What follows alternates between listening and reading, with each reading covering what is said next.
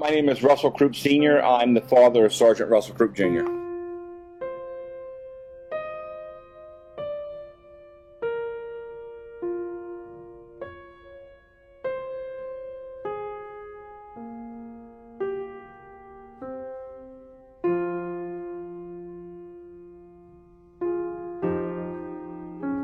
Russell actually originally joined the military in 1998 before he graduated high school. He went to the United States Navy.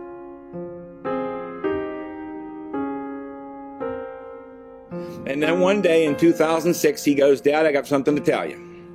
And I said, as a father, you're waiting for the shoe to drop on what it is.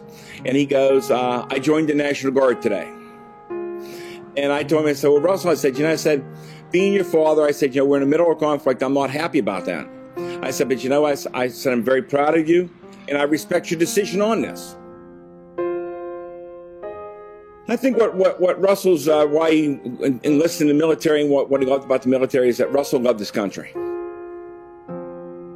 Matter of fact, when Russell was going to be deployed to Iraq, he volunteered to be a fill-in soldier to go to Iraq.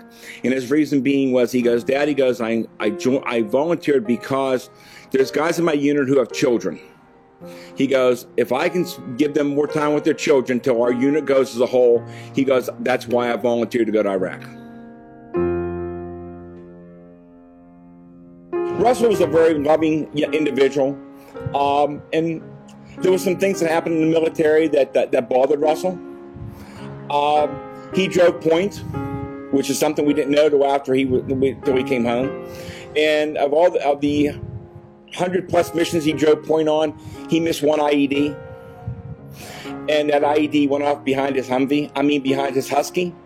And it went off close to a Humvee that had friends in it. Nobody was injured.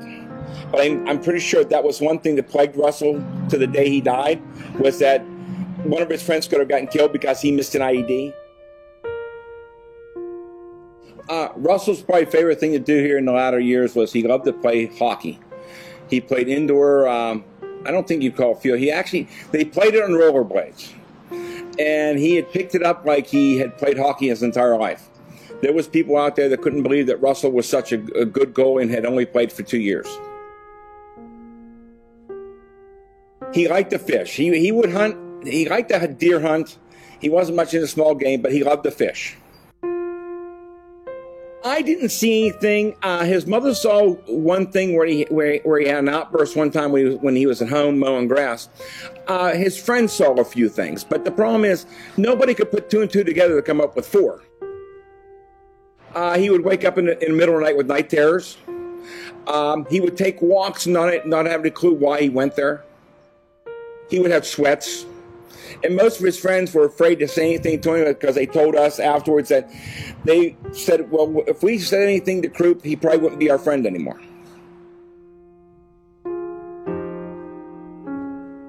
Russell was such a caring individual that he didn't even do it in his hometown. He drove 2.5 hours away, pulled off the interstate, and shot himself along a ramp on Interstate 79.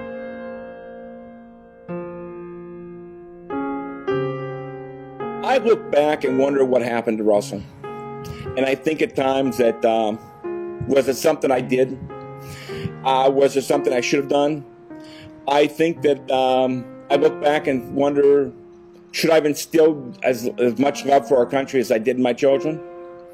But now, 4 years later, almost 4 years later, I've come to realize I didn't do anything wrong.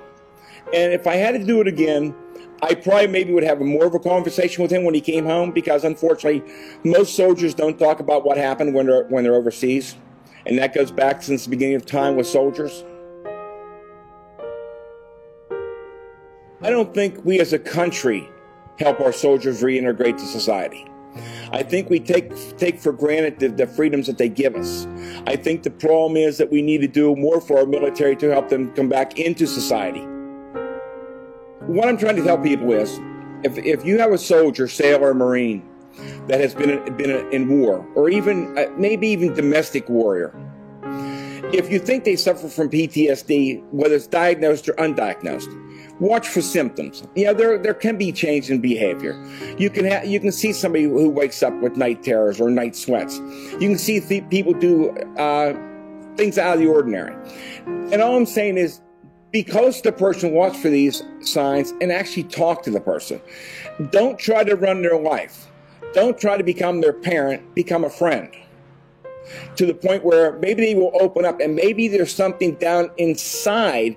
They just need to get it out. And if they do, maybe they'll be on the road to mending.